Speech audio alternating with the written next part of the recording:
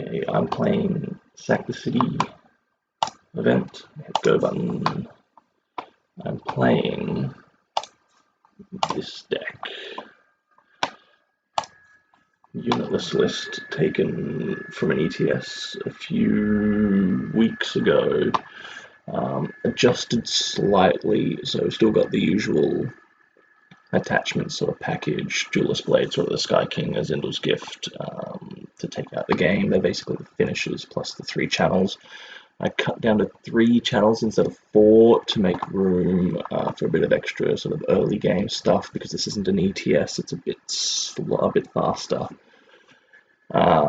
So put in 1 Island's Choice, put in 1 Sabotage and a Devastating Setback, also taking out a Strand to Shadow. Power is the same. No, I added Seed of Order as well. So 26 power instead of 25. Still got 2 Privilege and 2 Herald Song. Yeah. Let's see how it goes.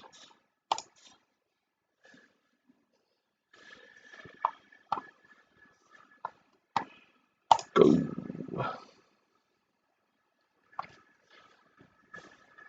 So we are on the play.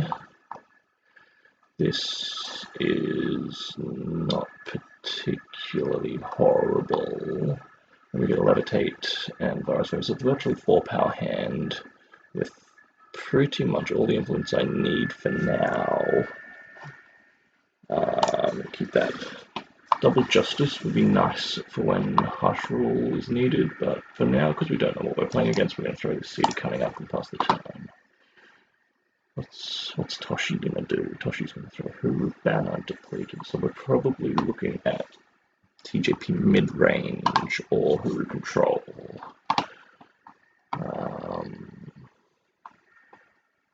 So throw up Crest of Cunning here. Let's hold off on playing that Justice for a while. I don't really want to throw Channel the Tempest away if I'm up against Hooru Control, but if I'm up against TJP, which is more likely, I don't really need it, so I'm going to throw it away. It's just a bit too slow, doesn't really do for me what I really want.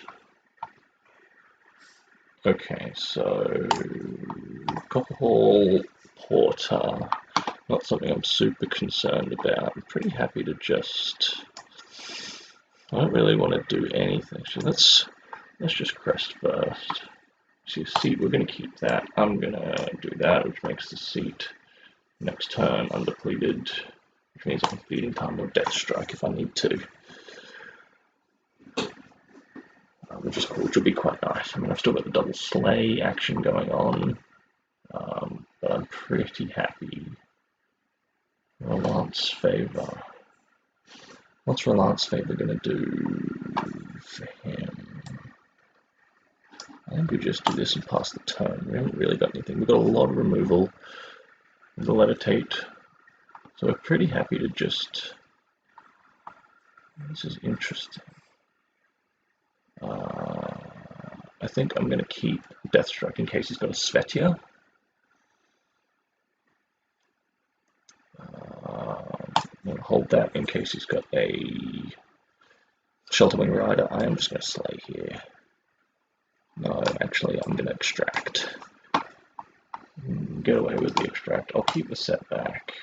Play that, pass the turn. So the setback will hopefully pick up some kind of relic he's got. No, I mean, if it hits a Finest Hour or Island's Choice or something,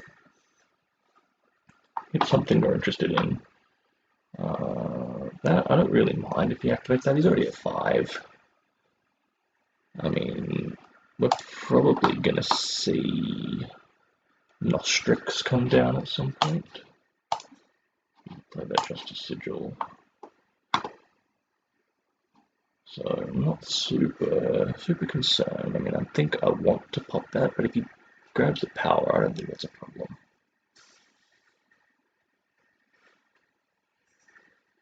Not super worried about that.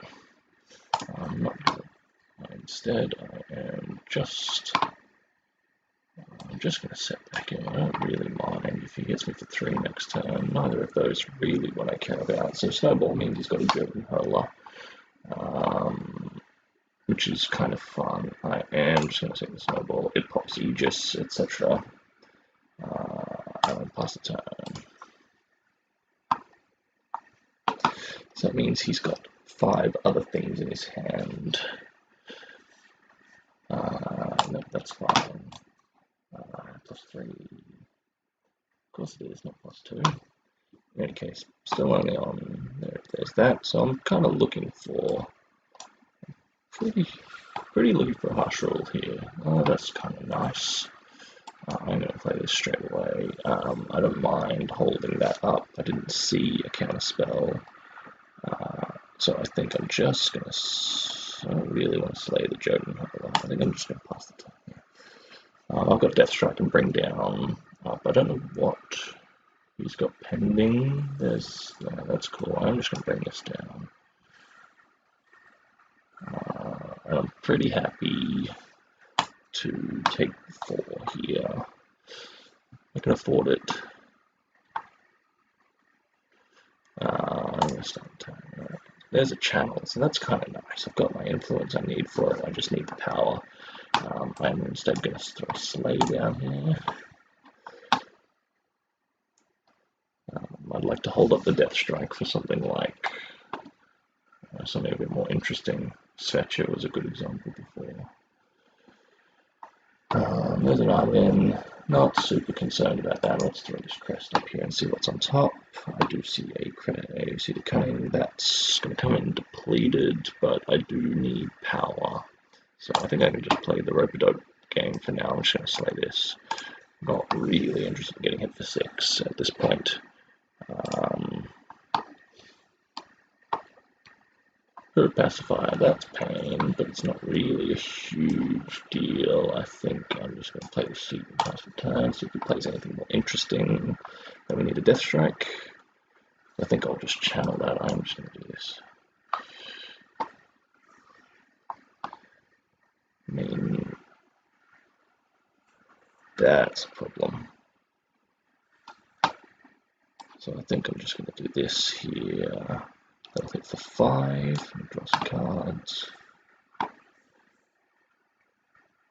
That's a good draw. Let's play the crest. I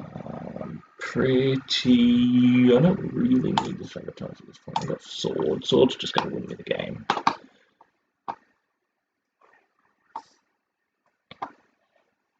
This is a perfectly comfortable Strand Shadow right here, holding up Wisdom of the Elders.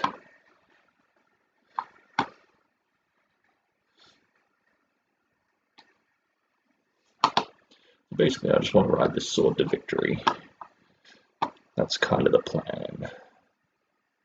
I think, so he's at 10, that's cool. Let's throw this Wisdom out and see what we get. Crest and another Wisdom. Another Wisdom is nice. I think I'm just going to throw the sword and play Beat Downtown. Attack. So we've still got 3 more turns. I'm going to do this, even though I don't really need to. I don't need that. Basically, just isn't something I'm super worried about right now.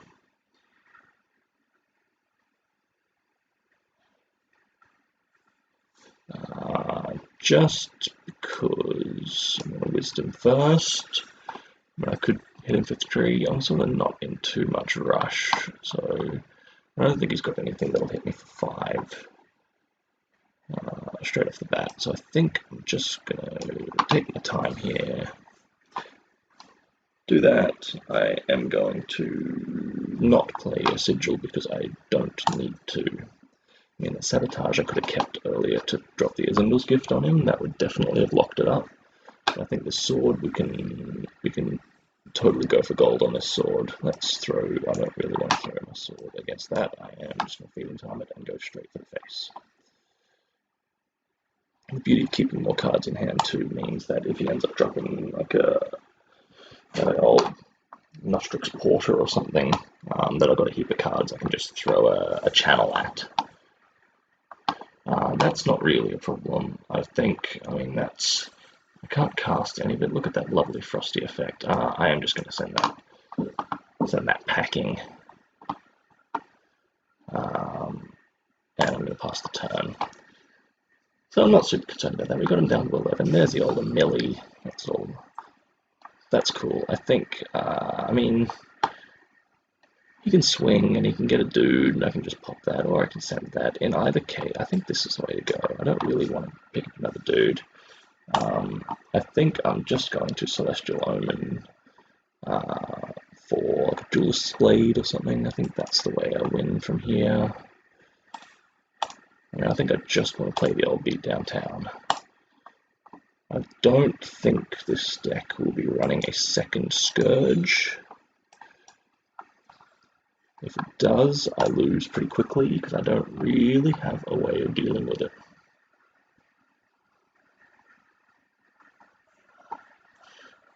We need to draw, get +2/+2, pay 7. So he could pick up a Scourge if he really wanted to here.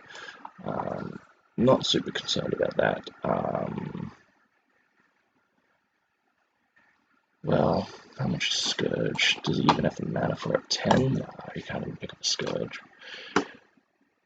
So you can pick up something that costs 7, so it's like a Daraka or an Island in either situation. We've got to bring down or a channel. So I think that's we just hold tight, wait for him to play a power, rip a unit if he's got the power for it, and go to town.